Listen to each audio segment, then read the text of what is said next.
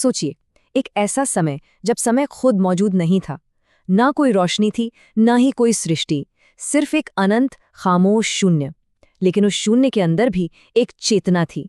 आज हम उसी चेतना के सबसे बड़े, सबसे गहरे रहस्य को समझने की कोशिश करने वाले हैं।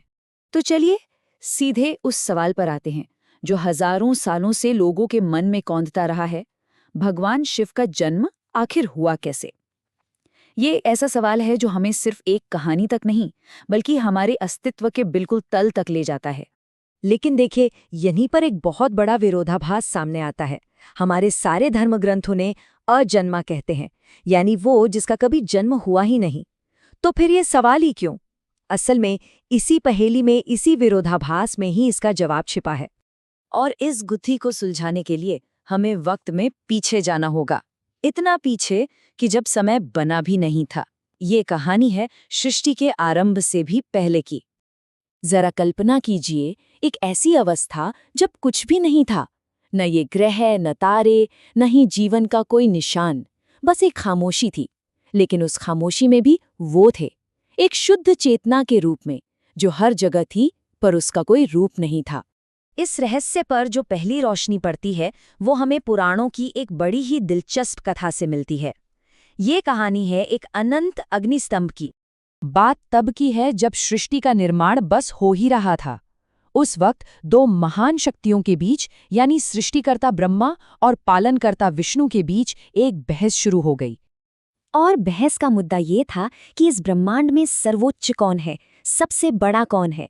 दोनों ही खुद को सबसे श्रेष्ठ साबित करना चाहते थे, और बस यहीं से ब्रह्मांड का सबसे बड़ा राज खुलने वाला था।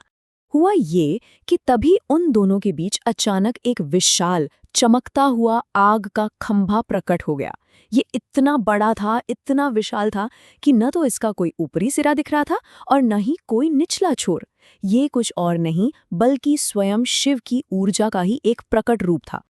अब इस स्तंभ के रहस्य को जानने के लिए एक होड़ शुरू हुई। ब्रह्मा जी ने हंस का रूप लिया और उसका ऊपरी सिरा खोजने के लिए ऊपर की ओर उड़ चले, और विष्णु जी ने वराह का रूप धारण किया और उसका आधार खोजने नीचे की ओर चले गए। युगों युगों तक वो चलते रहे, लेकिन दोनों ही नाकामयाब रहे।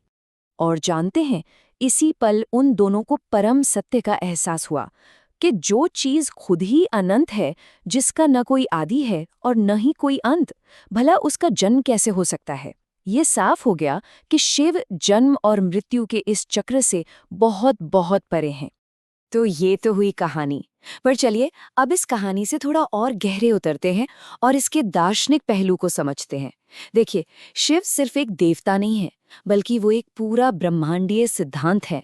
शिव शब्द का मतलब ही होता है जो शुभ है या कल्याणकारी, पर आध्यात्मिक तौर पर ये उस शुद्ध चेतना, उस प्योर कॉन्शियसनेस को दर्शाता है जो सृष्टि के बनने से भी पहले मौजूद थी, एकदम स्थिर, शांत और अनंत संभावनाओं से भरी हुई। देखिए, किसी भी चीज के निर्माण के लिए ना दो शक्तियों की जरूरत होती है। शिव वही स्थिर चेतना है, वो क्षमता है, साक्षी है जो बस देख रहे हैं। और शक्ति वो गतिशील ऊर्जा है, वो हरकत है जिससे सब कुछ बनता है। एक के बिना दूसरा हो ही नहीं सकता। और जब इस स्थिर चेतना का ऊर्जा के साथ मिलन हुआ, तो शिव का वो प्रसिद्ध तांडव नृत्य हुआ। अब ये तांडव विनाश का नहीं, बल्कि सृजन का नृत्य था।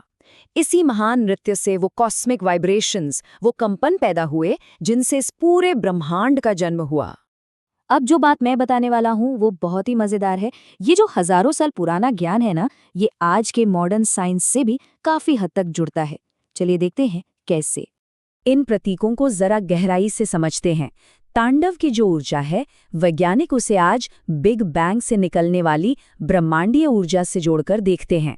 शिव के डमरू से निकलने वाली ध्वनि वो स्ट्रिंग थ्योरी की याद दिलाती है, जो कहती है कि पूरा ब्रह्मांड छोटे छोटे कंपनों से बना है। और तीसरा नेत्र, वो तो ज्ञान और चेतना की उस सर्वोच्च अवस्था का प्रतीक है, जिसे विज्ञान भी आज समझने की कोशिश कर रहा है। तो इसका मतलब क्या हुआ? इसका मतलब साफ है। जिसे हम यूनिवर्स का जन्म या बिग बैंग कहते हैं, वो असल में शिव का जन्म नहीं था।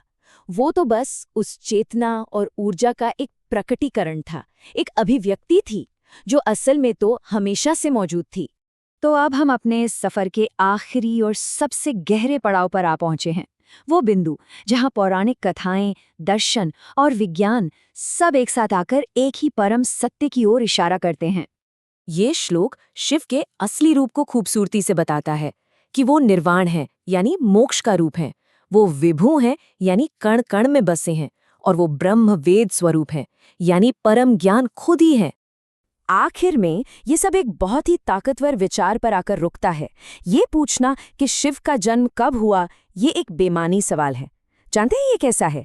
ये ठीक वैसा ही है जैसे हम खुद समय से पूछें, ए समय, तुम कब शुरू हुए थे? समय शुरू नहीं होता, समय बस होता है। ठीक वैसे ही शिव बस हैं।